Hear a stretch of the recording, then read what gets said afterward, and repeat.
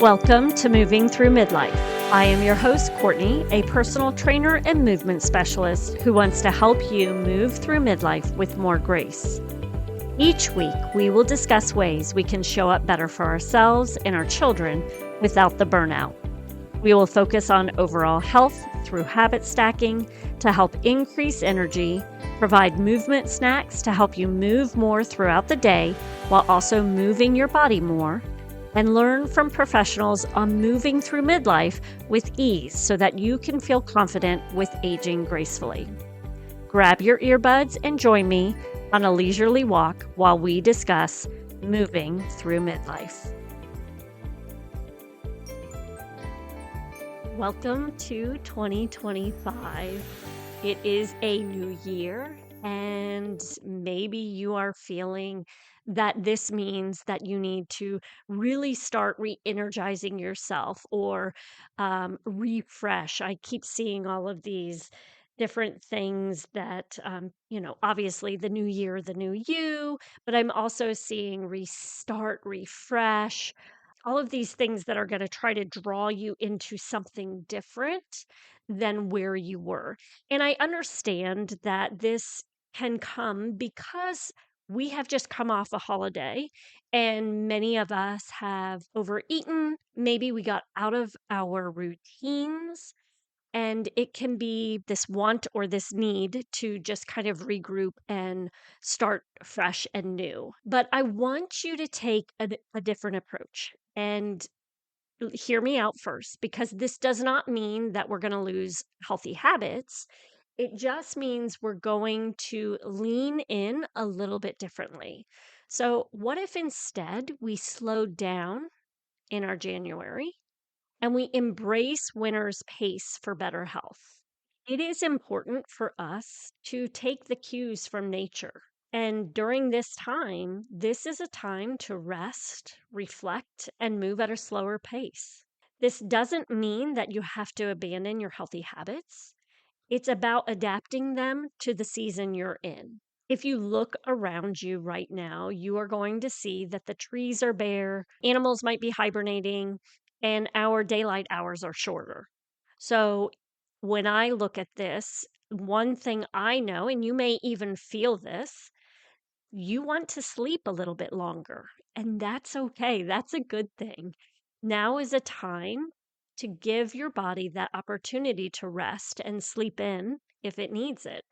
We are, even though some of us are fighting against it, we are a part of nature. We should be getting our rhythms from nature. We should be spending more time in nature. All of these things are going to help us live a healthier life. It's not the next supplement, it's not the next diet, it's not all of those things that we are being pushed to consume and use. It really is more about getting back to who we are and who we are meant to be. And a lot of that has to do with aligning ourselves with the seasonal rhythms that are happening all around us. Instead of restarting everything full force, why not take this time to reflect on what worked last year and begin to set intentional goals for new sustainable habits? One thing that I always work with my clients and with my community is focusing on one thing each month. If we can practice a habit 80% of the time, we are making a greater impact than if we were to go in and try to change 10 things all at once and only be consistent 30 or 40% of the time. So let's look at slowing down this month and really paying attention to what feels right. And if we can do that 80% of the time, then we're going to be setting ourselves up for greater success. So today I'm going to share with you a few tips that you can start to implement in your day to help you slow down this January. The first one has to do with your morning routine. If you wake up and you are rushing through your morning, you're setting yourself up for uh, a fight or flight type position. Now, when we wake up, our cortisol is naturally going to be higher at this time of day. So that is a good thing. Our cortisol, we need some. It's weird. It's that Goldilocks theory. Uh, too little is bad, too much is bad. We need just a right amount of cortisol because cortisol is a hormone and it helps to control your metabolism. It helps to regulate blood sugar and blood pressure, and it also helps to decrease inflammation. What occurs is many of us get stuck in this fight or flight because we are constantly on the go and moving too quickly. Then we're also drinking coffee, which is also going to be a stimulant, which is going to increase cortisol, which again, like I said, is not a bad thing, but too much can be a bad thing. So I do want to let you know I've done a whole episode on cortisol in the past, but you can also go to FormFit Online /cortisol dash checklist, and you will be able to access a checklist on your cortisol. And you can check through there to see where you are. Is there, and this is not everything that creates a cortisol to blah. This is not something that shows you every way your cortisol increases, but it's a all the common ones. And if you look at that checklist and you see that you've got a ton of checks, then that is something that you can start working with. Okay, so taking a few extra minutes in the morning, and this can be as simple as 5 minutes. You will hear me talk about 5 minutes, how 5 minutes can make your life healthier. Um, in different ways. You can work out in just 5 minutes a day. You can just wake up 5 minutes earlier in the morning, and it's going to help you be able to take a breath a little bit, more of a breath in the morning and help you move through your day a little bit better. So, in that morning, those few extra minutes, those 5 extra minutes that you give yourself in the morning, you can be doing something like deep breathing. You can journal, or you can sip that warm beverage. All of these things are going to help keep your cortisol levels lower because you're giving yourself just a few minutes. Make sure that you're not rushing straight into your screens or your to do list. This time should be all about you and what you can do for yourself to feel good, to rest, to relax for just 5 minutes. If you do want to have some ideas, go back and listen to episode 17, and it's Mom's Morning Routine, where I kind of go through some different things that you can practice. The second thing that I would recommend you focus on slowing down this month is your eating habits. The first thing you want to make sure that you are doing is always sit down when you eat. It's going to help you to naturally slow down. Sit down when you eat and chew your food more thoroughly. This can be really hard. And this is something that I have my clients do where they'll have like 5 almonds and they're going to eat those almonds as slow as they possibly can, just to kind of test yourself to see how slow do you eat. One thing that we are doing when we slow down our eating is we're improving our digestion right away. It allows the body to determine what is being eaten. So I am not going to give you the science about this, and I apologize because I just don't feel like looking it up right now. But I know that there's like a gland or something back in the back of our throat, so that when we're eating, it identifies the food that we are eating, whether it's a protein, a fat, or a carbohydrate, and enzymes are created to help digest and get the nutrients out of whatever it is that you're eating. So when we are eating quickly, sometimes there's a miscommunication that is occurring. So we may not be able to digest the food as well. By slowing down our eating, making sure that we're chewing everything nice and thoroughly, it is going to help improve the digestion and nutrient absorption, which is everything that we need, especially with the nutrients. It is so imperative that we're getting everything out of the food that we are eating. It also is going to help you prevent overeating. It takes about 20 minutes for our stomach to recognize that it's full. So the longer that you take to eat your breakfast, it's going to provide, or I'm sorry, any meal, it's going to provide the opportunity for your stomach to say, "Hey, I'm full," so that you stop eating. Um, People who do this alone can decrease their weight. So if you are interested in losing weight, try this one thing and it can make a huge effect on your weight loss because you will notice that you naturally start to eat less. Another way that you can focus on slowing down is slowing down your workouts. There are a few reasons we want to slow down our workouts. One is if we are rushing through a workout, we tend to not notice our form. And when you're not paying attention to your form, you are increasing your risk of injury.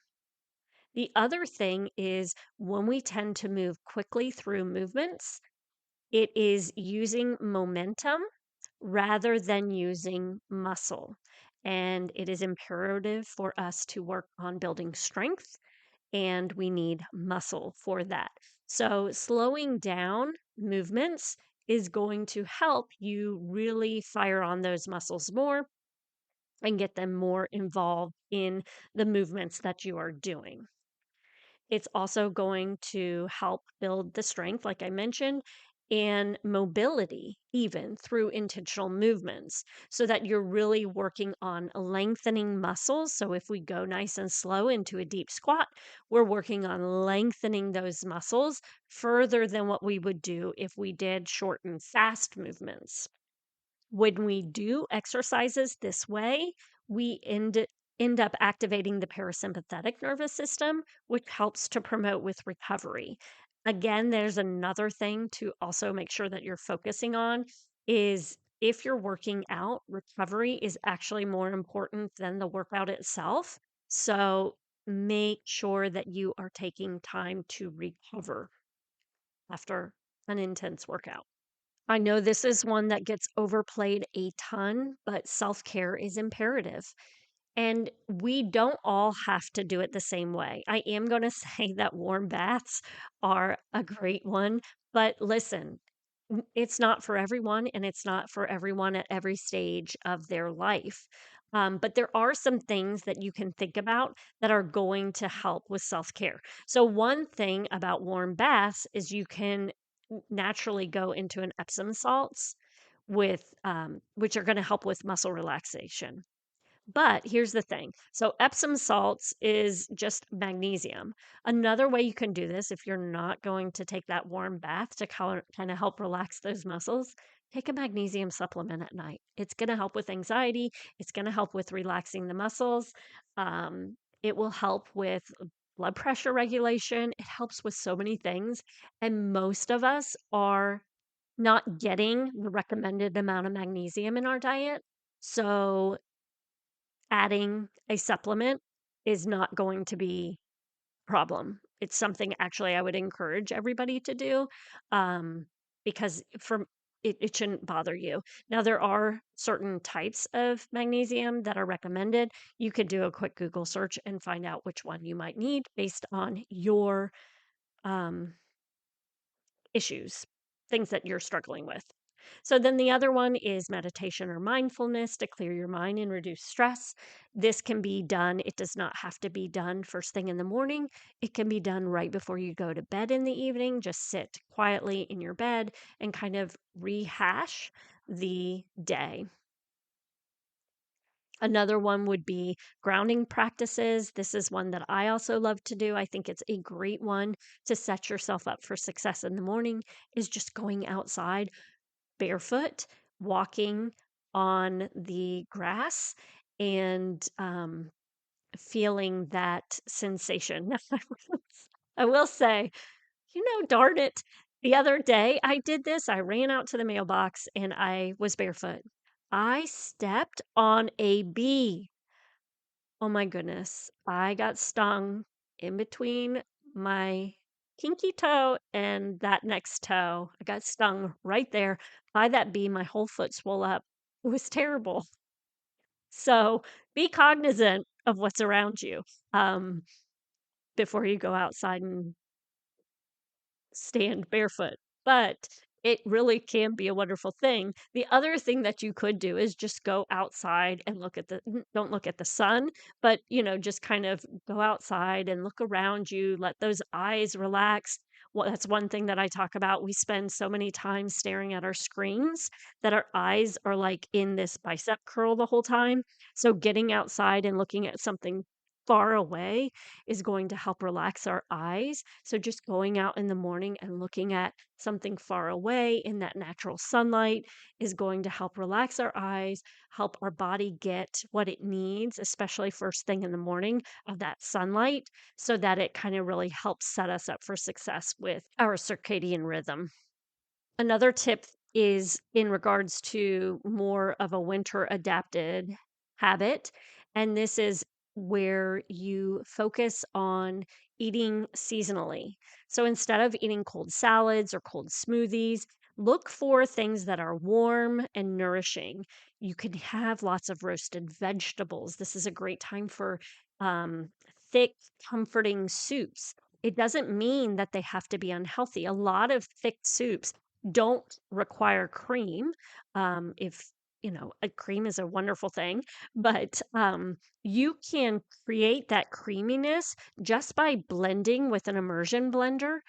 Just by blending certain vegetables into your soup, it's going to create that same mouth feel that cream would produce.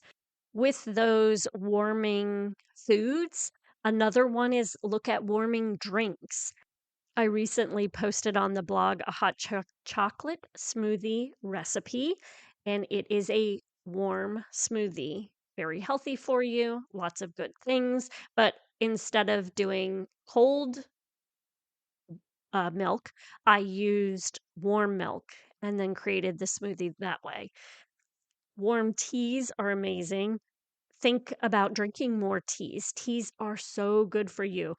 Green tea, the antioxidants are amazing for you. There's a lot of health benefits for drinking green tea. So that would be another one that I would recommend you focus on in these winter months.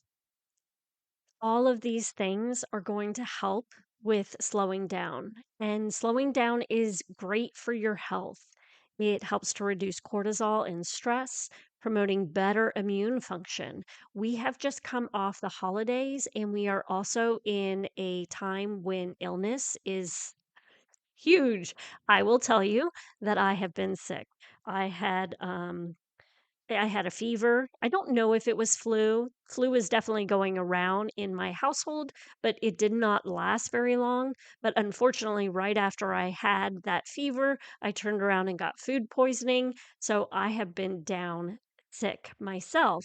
But all of these things can help with your immune function, making sure that you're slowing down and taking the time to rest and recover what our body needs and also what we need at this time. We, as women, and many of us being mothers, we do not give ourselves much grace. It is imperative for us to reconnect with our needs and emotions. We have come off a season of moving very quickly.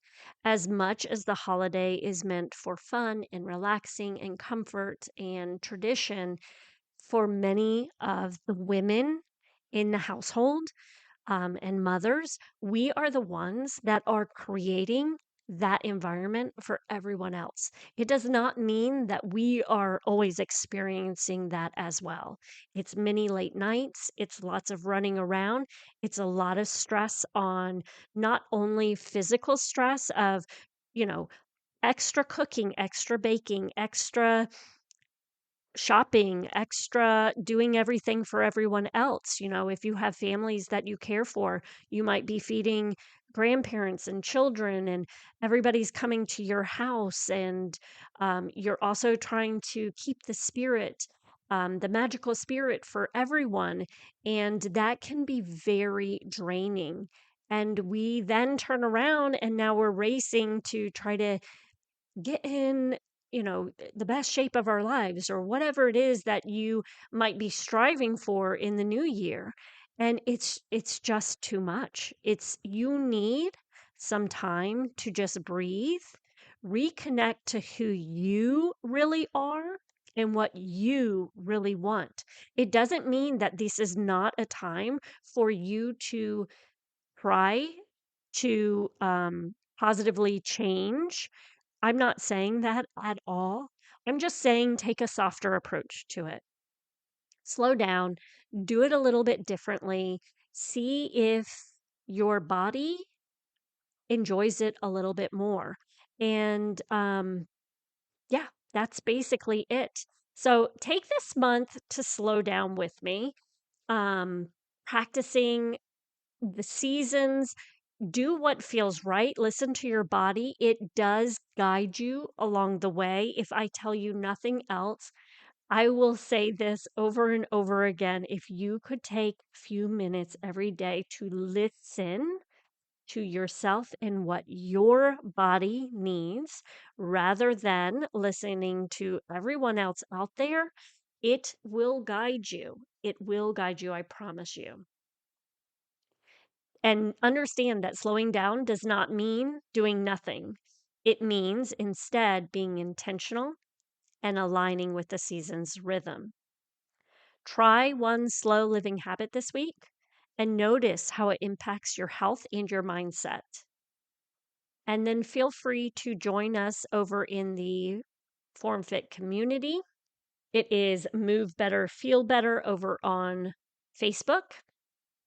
And then just if you could, make sure to subscribe to this podcast, leave a review. They help me tremendously. And then tune in the next couple of weeks where we will be talking about other health focused insights. Hope you all have a wonderful day. Make sure to keep moving and Happy New Year. I hope you enjoyed this episode and found something to take away to help you practice healthier habits, move more, or handle the midlife and aging with grace. If you enjoyed this episode, please share it with a friend or leave us a review to help us reach more moms just like you. Head to movingthroughmidlife.com to join the free community or learn how you can move more and feel better in your daily life.